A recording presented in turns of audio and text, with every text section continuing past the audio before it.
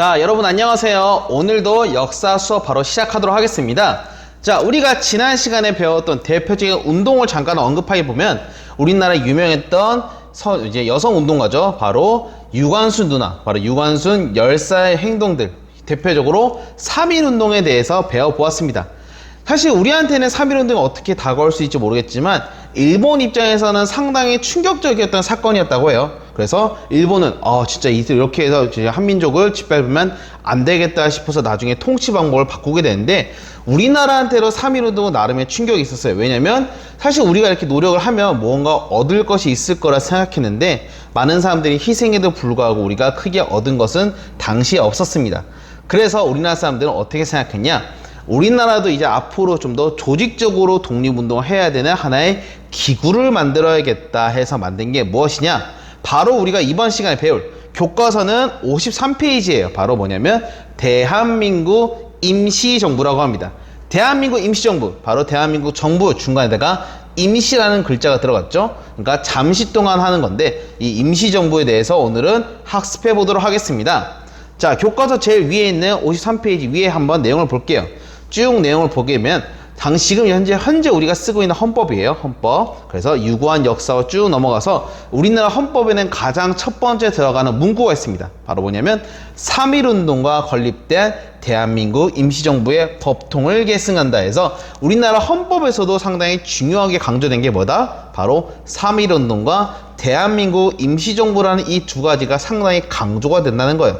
그만큼 우리가 오늘 배운 내용도 상당히 중요하다고 할 수 있겠죠. 자, 그래서 오늘은 한번 대한민국 임시정부가 무엇인지, 그리고 어떤 식으로 활동을 했는지 그 과정들을 살펴보도록 하겠습니다. 자, 우선 대한민국 임시정부가 어떻게 설립이 되었냐. 당시 우리나라는 3.1 운동이 끝나고 나서 어떻게 했냐면, 더 이상 안 되겠다. 수많은 유관순 열사라든가 이름 없는 수많은 독립운동가가 희생에도 불구하고 다들 쓰러져가고 얻은 것이 없었기 때문에 우리도 약간 조직적으로 이런 것을 할 수 있는 조직이 필요하다. 물론 조직 깡패를 말하는 건 아니에요. 그래서 단일 지도할 수 있는 조직이 필요하다고 이제 생각하게 됩니다. 자, 단일 지도를 할 수 있는 조직이 필요하다 보니까 당시 우리나라 사람들은 어떻게 하냐, 이제 더 이상 안 되겠다 싶어서 이제 우리 스스로 다양한 정부를 구성하게 되는데, 당시 어디에 있었냐면 한성정부, 그리고 블라디보스토크에, 이게 정확히 말하면 연해주 지역이에요. 거기 하나, 그리고 상하이, 이렇게 세 군데에다가 임시정부를 만들었다고 합니다. 자, 그런 과정에서 당시에서 이 세 가지 정부가 각자 있다 보니까 어떻게 하냐, 우리가 이러지 말고 우리 하나로 하나 뭉치자 해가지고 세계 각 지역에 있는 정부에 있는 가장 중심 인물이 모여요. 자, 하나로 모여서 이제 회의를 하겠지. 회의를 해가지고 한성정부, 대한국민의회, 그리고 대한민국 임시정부, 이 세 가지가 막 얘기를 해가지고 어떻게 하냐, 우리 하나로 한 개로 통합을 하자 해서 어떻게 하냐면 통합 임시정부를 만들게 됩니다. 그것이 우리가 지금 이제 배우게 되는 대한민국 임시정부예요. 선생님, 대한민국 임시정부 이거 밑에 있는데요. 헷갈리지 말고 처음에 1919년 4월에 했던 임시정부를 명칭을 그대로 따와서 통합 임시정부, 또 다른 말로는 대한민국 임시정부라고 합니다. 근데 여러분이 그것까지만 너무 고려하지 말고 어쨌든 1919년 9월에 우리나라에 이제 통합적인 대한민국 임시정부가 만들어지게 돼요. 그래서 대통령은 누가 되었다? 바로 이승만, 우리나라 나중에 초대 대통령이 되는 이승만이 되었고, 국무총리에는 이동휘라는 사람이 되었다고 합니다. 그래서 이 정부 체제는 어떤 걸 목표로 했냐, 우리나라 처음으로, 이제 우리나라 이때까지 긴 역사 동안 있었던 거에서 최초로 바로 왕이 없는 공화정, 저번에 말했죠, 공화정 체제로 이제부터 우리나라가 만들어지게 돼요. 자, 그럼 핵심 포인트, 아까 말했던 세 가지의 정부가 있었어요. 근데 이 세 가지를 슉 해가지고 하나로 만들었는데, 그 하나가 뭐다? 바로 대한민국 임시정부다. 그런데 여러분이 하나 좀 포인트가 있다면 뭐가 있냐, 수많은 지역다가 블라디보스토크, 연해주, 그리고 우리나라 한반도 서울에 있었던 거 한성정부, 상하이에 있던 세 군데가 있었는데, 그 중에서 가장 약간 여러 가지 활동하기에 유리하다고 판단했던 상하이 지역에다가 대한민국 임시정부를 설치하게 됩니다. 자, 요건 역사의 라이벌이라고 하는 교과서 아마 55페이지에도 나와 있는데, 이 두 명의 인물을 왜 꺼냈냐, 당시 이승만, 나중에 우리나라 대통령이 된 이승만과 오른쪽에 있는 이동휘라는 인물이 있어요. 자, 이 사람들은 아까 우리가 말했던 대한민국 임시정부의 제일 위에는 대통령, 그리고 바로 국무총리에는 이동휘, 각각 이렇게 역할을 하고 있었는데, 이 둘의 생각은 상당히 다릅니다. 이승만 같은 게 어떻게 했냐, 우리가 과연 무장투쟁, 예를 들면 총이라든가 칼을 들고 일본과 싸우는 게 맞는 건가? 내가 생각할 때는 우리가 다양한 외교적인 작업을 통해서 하는 것이 옳다라고 판단했던 게 이승만이에요. 그와 반대로 이동훈 같은 경우에는 야, 우리가 다른 나라 믿냐? 이때까지 우리가 다른 나라 믿어가지고 맨날 배신만 당했잖아. 우리가 스스로 힘을 키워서 일본과 싸워서 진정으로 나라를 얻는 것이 맞는 방법이다. 이 사람이 바로 이동휘라고 합니다. 자, 여러분의 생각 어떨까요? 이승만의 방법, 현실적인 방법을 택한다. 반대로 좀 이상적인, 그렇지만 진정으로 원하는 어쩌면 이제 무장투쟁을 해서 여러분은 어떻게 하는지, 물론 당시에도 많은 갈등이 있었다고 해요. 자, 어쨌든 이승만과 이동희는 마지막까지 싸우게 되고 결과적으로 임시정부에서는 이승만의 방법을 택하게 됩니다. 자, 대한민국 이제 우리나라 헌법인데 당시 임시헌장이라는 것은 임시적으로 만들었던 헌법이에요. 그래서 1919년에 만들었던 거 제일 첫 번째 뭐가 들어가냐? 대한민국은 민주공화국으로 한다. 자, 여러분 이제 시간 쭉 흘러서 1987년 이제 현재까지 쓰고 있는 헌법이에요. 이 헌법의 내용을 보게 되면 대한민국은 민주공화국으로 한다. 자, 무슨 뜻이냐? 1919년에 만들었던 이 헌법, 임시로 만들었던 법이 지금까지도 우리나라 가장 첫 번째 정신이라 할 수 있는 헌법에도 그대로 사용하고 있다라고 알면 됩니다. 그만큼 우리의 임시정부는 상당히 큰 역사적인 의미가 있다는 거예요. 자, 그러면 임시정부 실제로 어떤 활동들을 했냐? 자, 보게 되면 여러분 교과서 54페이지에 있는데 그 내용을 간단하게 한번 정리해 볼게요. 우선 제일 첫 번째로는 연통제라는 것이 있습니다. 연통제. 연통제라는 것은 당시 우리나라 다양한 정부 문서관이라든가 명령 등을 전달하는 거예요. 왜냐하면 조직이 있으니까 그 조직의 내용들을 전달할 수 있는 조직이 필요했기 때문에 연통제. 그리고 두 번째로는 교통국이라고 해서 통신 등을 담당했던 부서라고 합니다. 이 연통제와 통신, 아까 말했던 교통국을 중심으로 해서 다양한 이제 지역에 있는 독립운동가들에게 예를 들면 앞으로 어떤 일을 활동해라, 아니면 독립군 자금을 모아라, 아니면 실제로 전혀 싸워라, 다양한 명령 등을 내리는 하나의 조직 체계를 만들었던 거예요. 그래서 제일 중요했던 건 또 뭐냐면 모든 운동을 할 때 가장 중요한 것은 요거 돈이에요. 돈이 그만큼 중요했기 때문에 독립운동에 자금을 모집하기 위해서 애국공채라는 걸 발급하는데, 애국공채는 다른 말로 교과서에도 아마 있겠지만 독립공채라고도 합니다. 이 애국공채나 발음이 왜 이러니? 애국공채, 독립공채라는 것은 무엇이냐? 자, 여러분이 예를 들면 어떠한 큰 회사, 주식회사를 만든다고 해요. 회사를 만드는데 당장 여러분은 돈이 없잖아. 그럼 어떻게 하냐면 아이디어를 이제 다른 사람한테 파는 거예요. 그래서 어떻게 하냐면 이제 우리 앞으로 이제 어떤 큰 회사를 할 거야. 그렇지만 여러분의 도움을 받아서 미리 돈을 좀 받으면 나중에 우리가 성공했을 때 그 돈을 더 이자를 붙여서 돌려줄게 라고 하는 하나의 종이 문서예요. 그래서 어떻게 하냐면 우리가 만약에 독립을 성공해서 이제 나라가 부유해지면 그 돈을 다시 돌려줄게 하라는 이 종이를 뿌리게 되고 그 사람들에게 돈을 받아서 이제 독립운동 활동을 하게 되었다고 합니다. 거기에다가 아까 말했던 이동희 같은 사람이 있었기 때문에 이동희는 우리가 끝까지 무기를 들고 싸워야 된다는 무장투쟁도 같이 준비했다고 해요.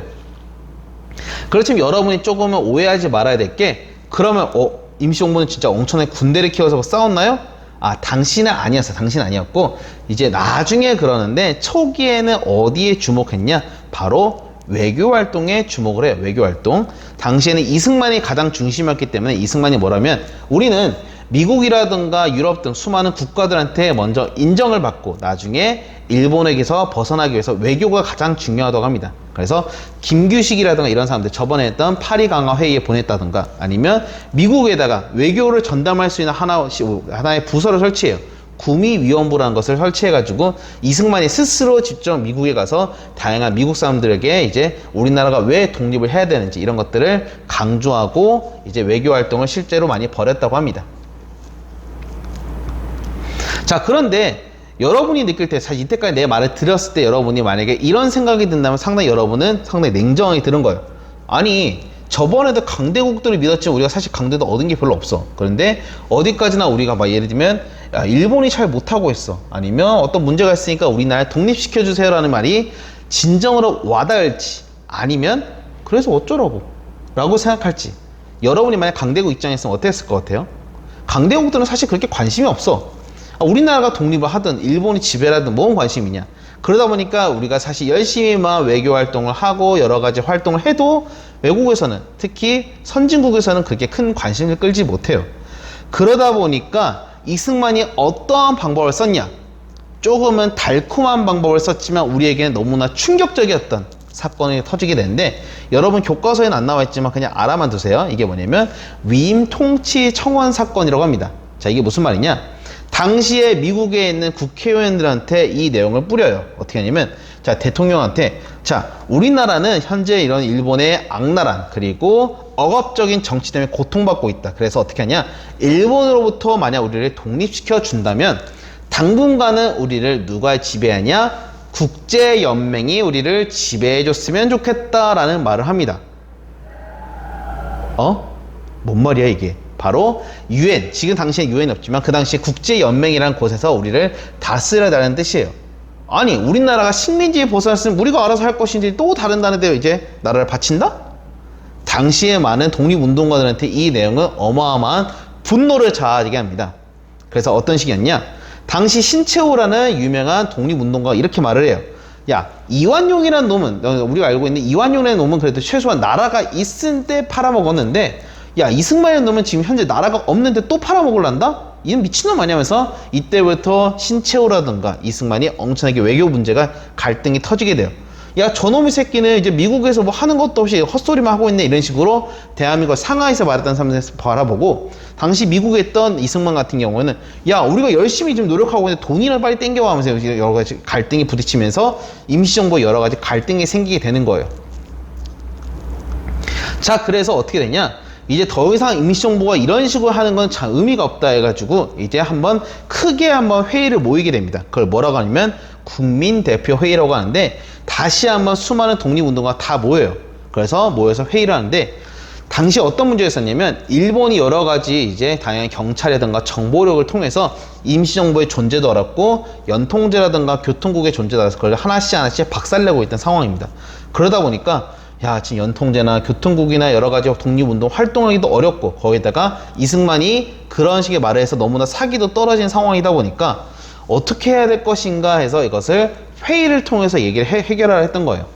그래서 독립운동을 앞으로 어떻게 할 것이냐 해서 갈등을 위해 해결하기 위해서 모였는데, 당시에는 딱 두 가지의 의견으로 모여졌다고 합니다. 하나는 창조파, 하나는 개조파입니다.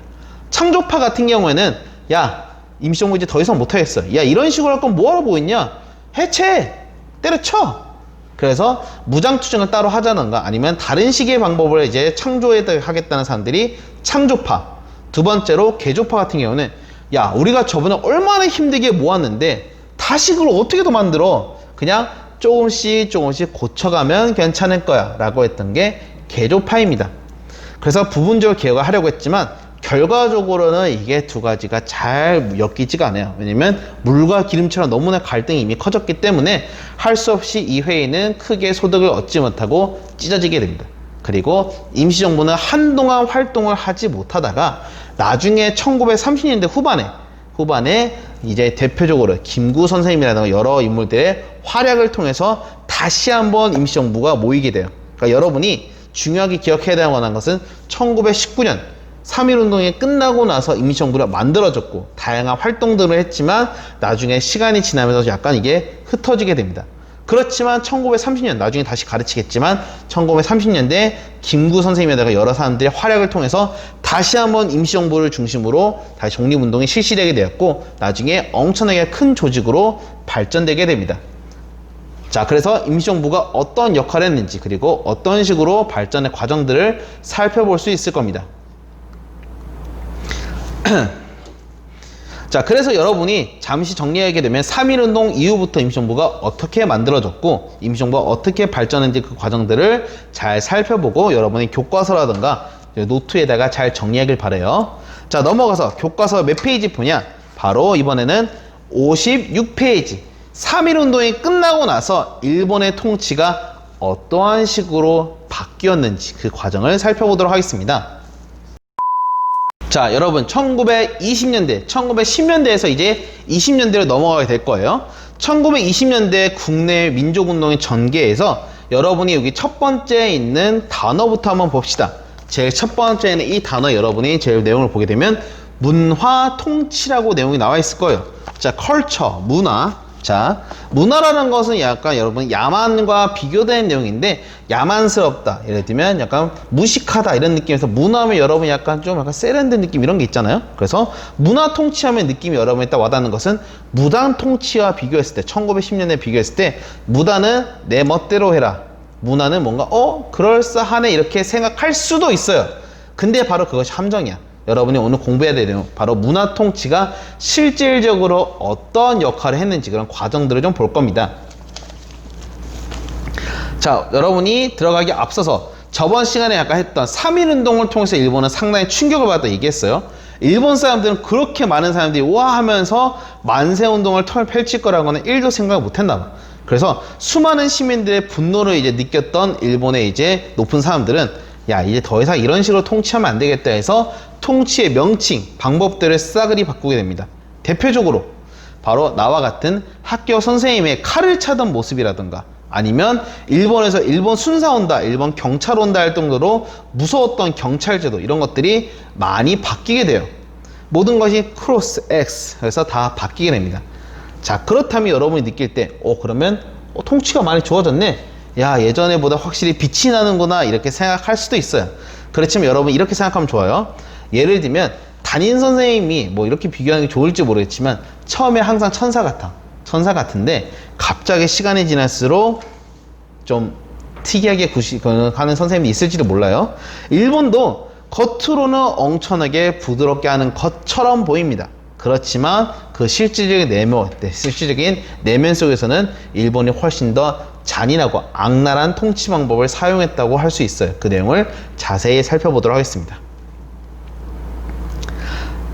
자, 우선 일본이 처음에 주장했던 것이 무엇이냐? 세 가지로 딱 줄일 수 있어요. 원래 여러분이 참고로 나중에 뭐 레포트라든가 아니면 다양한 주장을 할 때 되게 좀 유치한 방법이지만 잘 먹히는 것 중 하나가 저는 앞으로 주장을 딱 세 가지만 하겠습니다. 이런 방법 좋아요. 3단 논법이라고 얘기하기도 하는데 딱 세 가지를 제시하면 생각보다 논리적으로 보입니다. 그래서 여러분이 나중에 회장 선거를 나가도 저의 공약을 세 가지로 정리합니다. 이런 식으로 하면서 좋아요.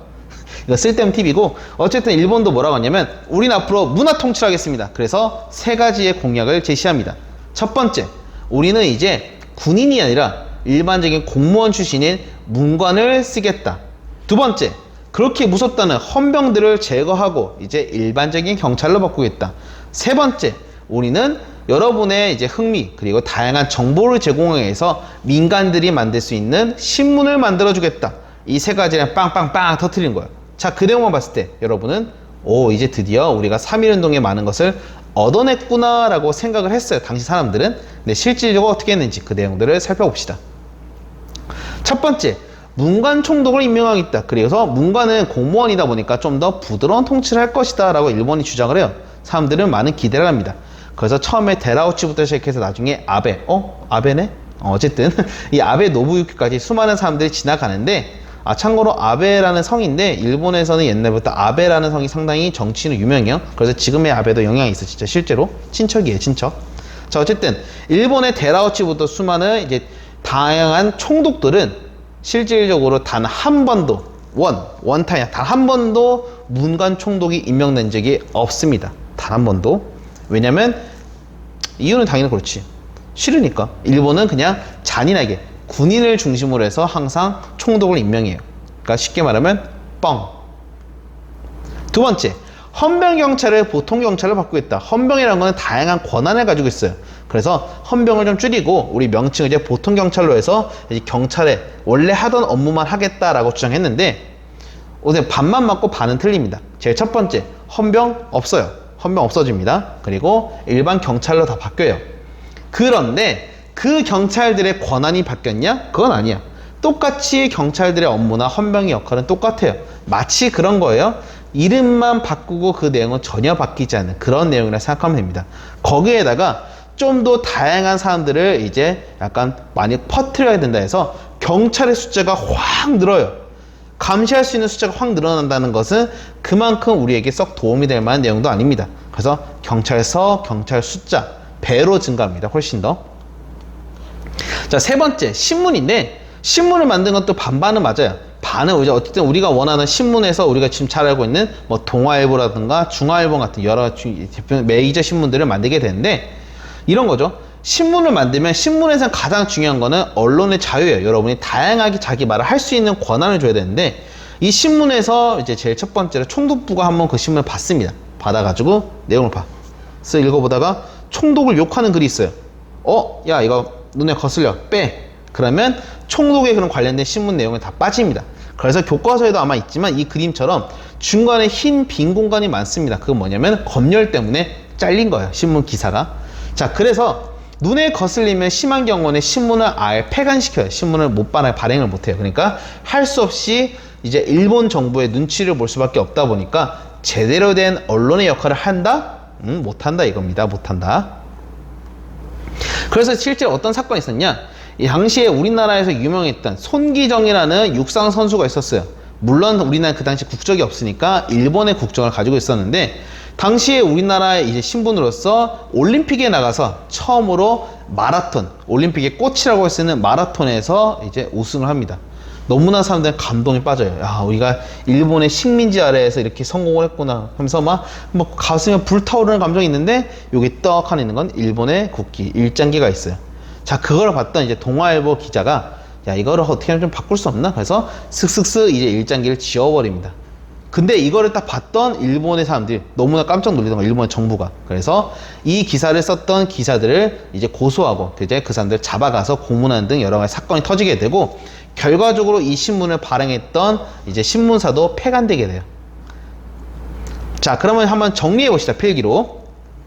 문화 통치가 실제로 어떻게 했냐? 3.1 운동이 터지고 나서 우리의 민족들을 좀 더 달래고 회유하기 위해서 이 정책을 펼쳤다고 합니다. 그럼 실제 내용은 어땠는가? 문관도 총독을 가능했다? 아니야. X. 두 번째, 보통경찰제도 실시. 반은 맞고 반은 틀리다. 경찰은 맞는데 경찰의 숫자는 훨씬 더 증가하고 그 역할도 바뀌지 않았다. 세 번째, 한국인의 신문?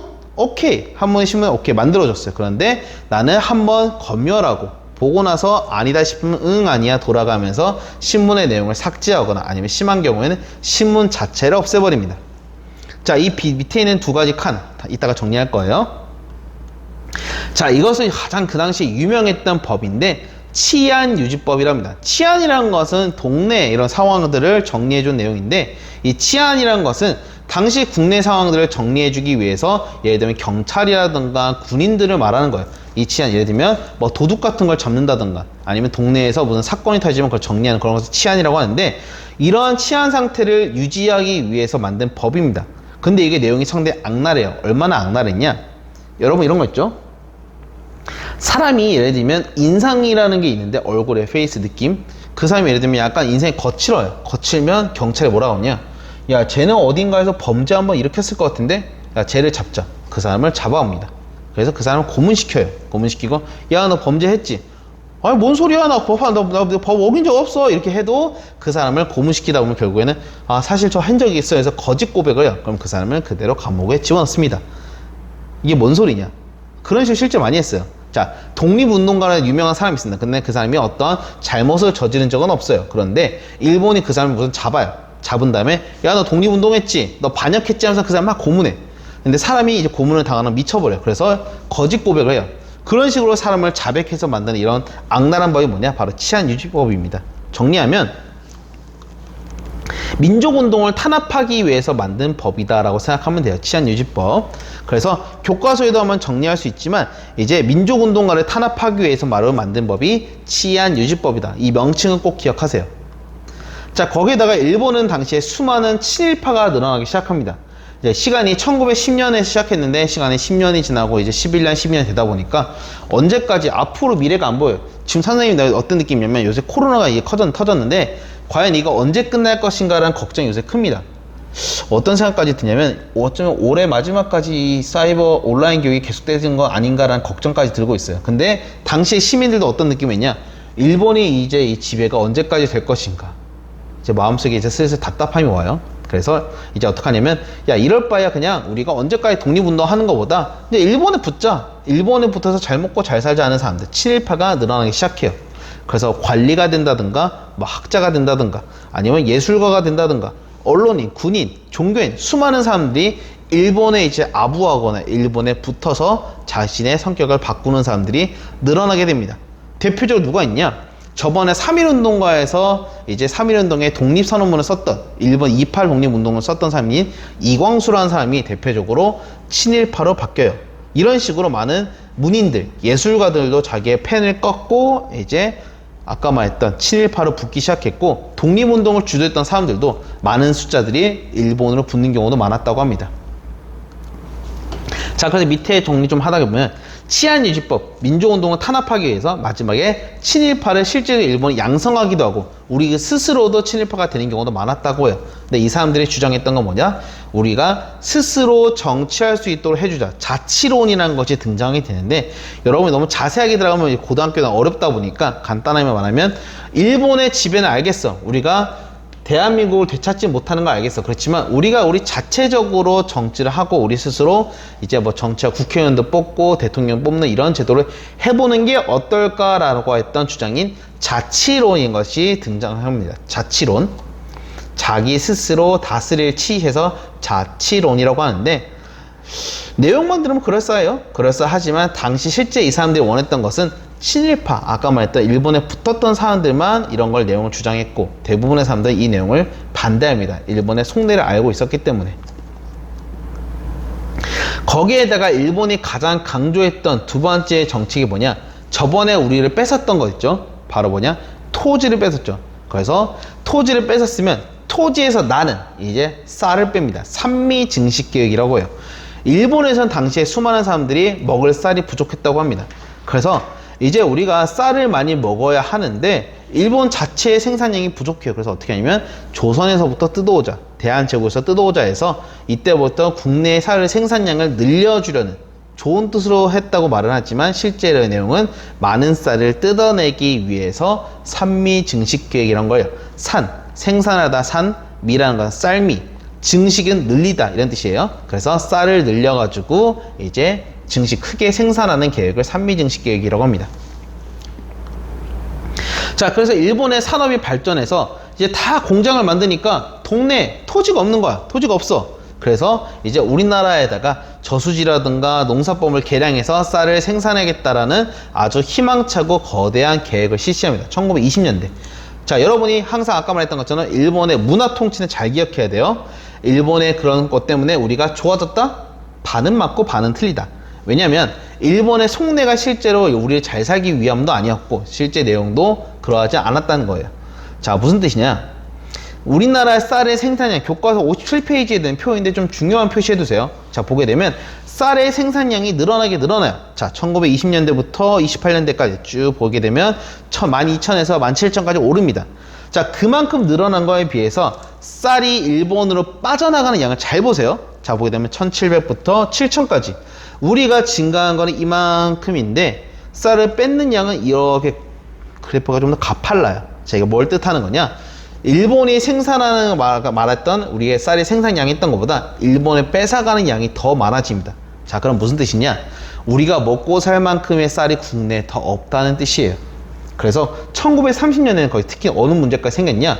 우리의 먹을 쌀은 진짜 그 당시에 흉년이 들어가지고 거지가 돼요. 13,000밖에 안 되는데 일본이 뜯어가면 거의 5,000, 거의 3분의 1 가까이 뜯다 보니까 우리나라에서 실제로 먹을 수 있는 쌀이 많이 부족하게 돼요.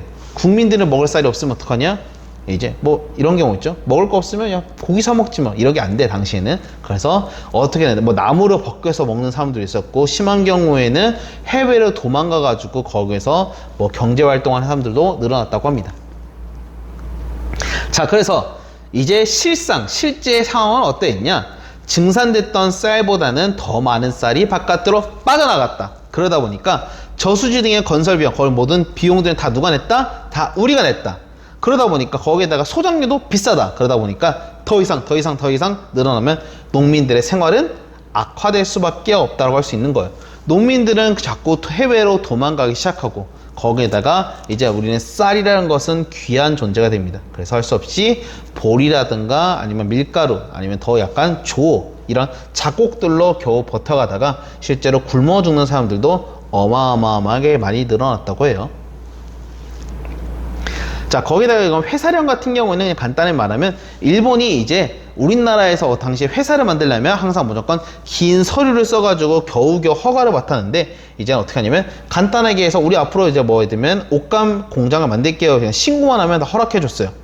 일본이 많이 바뀌었네? 좋아졌네? 라고 할 수도 있는데, 당시에는 일본이 오히려 일본에 많은 사람들이 조선 한반도로 넘어옵니다. 그래서 그 사람들이 이제 기업을 만들려고 하는데, 이 기업 만드는 것 자체는 복잡하다 보니까 이걸 내용을 바꿔준 거예요. 허가제에서 신고제로. 훨씬 더 일본의 다양한 자본들이 유입하기 더 유리해집니다. 그래서 이런 것도 있었다 정도만 보고, 아까 말했던 산미증식 계획이 훨씬 더 중요하니까 잘 기억하길 바래요. 자, 그러다 보니까 수많은 사람들이 국외, 특히 어디로 많이 왔냐? 미국에 있는 하와이, 아니면 미국 본토로 가는 경우도 많았고, 아니면 우리나라 위쪽에 있는 만주라든가 간도, 연해주 등, 아니면 수많은 다른 나라, 유럽까지 가는 경우도 꽤 있었다고 해요. 이 사람들 도망갔다고 그렇지. 해외로 이주해서 살게 되는데, 당시에 특히 미국에 있던 사건이기도 합니다. 당시에 우리나라 수많은 사람들이 이제 남성들이 도망을 가다 보니까, 국외에 있는, 예를 들면 미국에 있는 뭐 서양 사람과 결혼하면 좋겠지만, 서양 사람들은 당시 아시아 사람들 엄청 낮게 보았고, 그러다 보니까 결혼할 수 있는 여성이 없었어요. 그래서 어떻게 하냐, 나 진짜 외롭다, 결혼하고 싶다 이래가지고 한국에, 우리나라에 다시 편지를 보냅니다. 거기에 동네 괜찮은 처자 한 명 있으면 좀 보내주세요. 우리 결혼해서 여기서 잘 먹고 잘 살고 싶습니다 하니까, 그 동네 시골에 있던 사람들이 막 예를 들면 동네 사진 같은 거 보내가지고 맞선을 본 거예요. 사진만. 요새 뭐 아만다 같은 어플 같은 거 있어요. 요새 뭐 사진 어플 같은, 소개팅 어플. 여러분 쓰라는 뜻이 아니라, 그 당시에도 그런 식의 그러니까 만남이 있었는데, 문제는 이제 그 사람들이 이제 사진을 보고 나 이 사람 마음에 들어, 그래서 같이 만납시다 해가지고 막상 만나봤더니 사진과 다른 사람이 오네. 여러분도 그런 경우 있죠? 소다 어플이라든가 다양한 스노우 어플을 썼는데 얼굴이 다른 경우, 이런 것처럼 얼굴이 달라가지고 충격을 먹었지만 그대로 같이 살았습니다 하는 옛날에 에피소드가 있다고 합니다. 근데 해외 이주 사건, 이런 얘기가 있어요. 그냥 재미로 알아두고, 어쨌든 당시에 수많은 사람들이 그만큼 해외로 살고 힘들었던 당시에 1920년대의 모습을 나타내는 대표적인 일화라고 할 수 있을 것 같습니다. 자, 그렇다면 오늘의 내용 정리해 봅시다. 대한민국 임시정부, 두 번째로는 이제 문화통치, 마지막으로 산미증식계획, 이 세 가지의 키워드, 그리고 실상, 그리고 어떤 과정들, 이런 것들을 잘 파악하면서 우리가 공부했으면 좋겠어요. 항상 보는 것처럼 맨 마지막에 필기 정리해 놨으니까 필기 한번 보고 놓친 거 있으면 잘 정리하길 바랍니다. 자, 오늘의 수업은 여기까지 할게요. 다음 시간에 만납시다. 다음 주에는 얼굴을 마주하면서. 안녕.